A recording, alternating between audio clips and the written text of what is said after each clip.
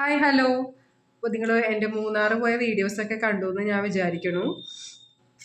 ഇന്ന് എൻ്റെ വീഡിയോയിൽ ഇന്നത്തെ ലഞ്ചിൻ്റെ സ്പെഷ്യലാണ് ഞാൻ കാണിക്കുന്നത്.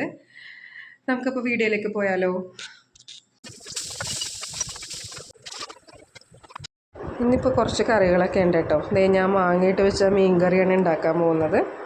അപ്പോൾ നമ്മൾ സവാള, ഇഞ്ചി, പച്ചമുളക്, ഉപ്പ്, മഞ്ഞൾപ്പൊടി, മുളക് പൊടി, മല്ലിപ്പൊടി എല്ലാം കൂടി നന്നായിട്ട് ഗ്യാസ് കത്തിക്കാതെ തന്നെ നന്നായിട്ട് വെളിച്ചെണ്ണയും കൂടി ഒഴിച്ചിട്ട് അങ്ങനെ രീതിയിൽ ഇളക്കി ഒന്ന് കൂട്ടി വയ്ക്കണം.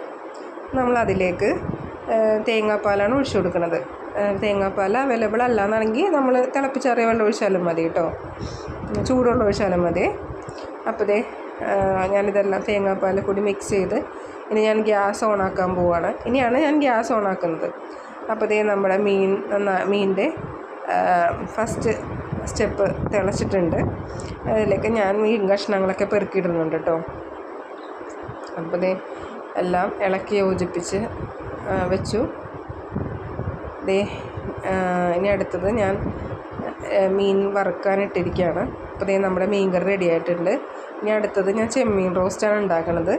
അതിലേക്ക് വെളുത്തുള്ളി, ഇഞ്ചി, പച്ചമുളക് എല്ലാം കൂടി ഇട്ടിട്ട് സവാള, ഉപ്പ് എല്ലാം കൂടി ഇട്ടിട്ട് ഗ്യാസ് ഓണാക്കി നന്നായിട്ട് സോട്ട് ചെയ്ത് കൊടുക്കുക. അതിലേക്ക് പൊടികളായിട്ടുള്ള മഞ്ഞൾപ്പൊടിയും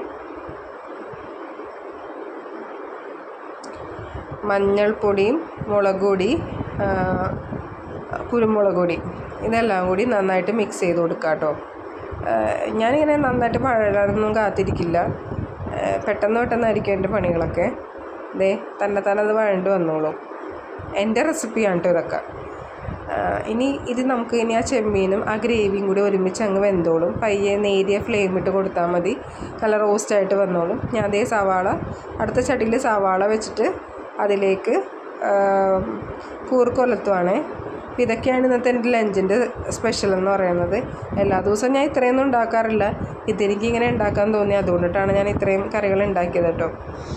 സത്യം പറഞ്ഞാൽ ഇതിൽ ആകെ ഒരു കറി മാത്രമേ പിള്ളേർ കഴിക്കുള്ളൂ. ബാക്കിയൊക്കെ ഞങ്ങൾ കഴിക്കുന്ന കറികളാണ്.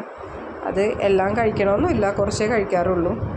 കൂർക്ക ഞാൻ അങ്ങനെ തന്നെ ഇട്ടാണ് കേട്ടോ വേവിച്ചിരിക്കുന്നത്. എനിക്ക് നന്നാക്കാനുള്ള മടി കൊണ്ടിട്ടാണ്. എന്നാലും അടിപൊളി കറിയായിരുന്നു. എല്ലാം സൂപ്പർ കറികളായിരുന്നു ഉച്ചക്കത്തെ.